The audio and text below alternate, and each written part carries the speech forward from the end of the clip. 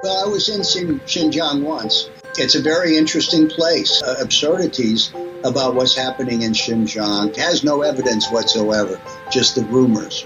All this stuff about Xinjiang that's coming out of a lot of nonsense is solely aimed at undermining the People's Republic, undermining the central government.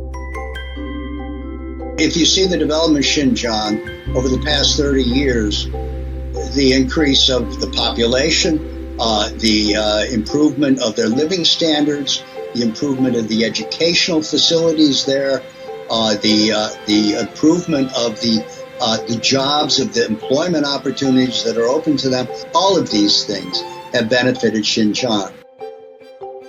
You still have people at the education centers.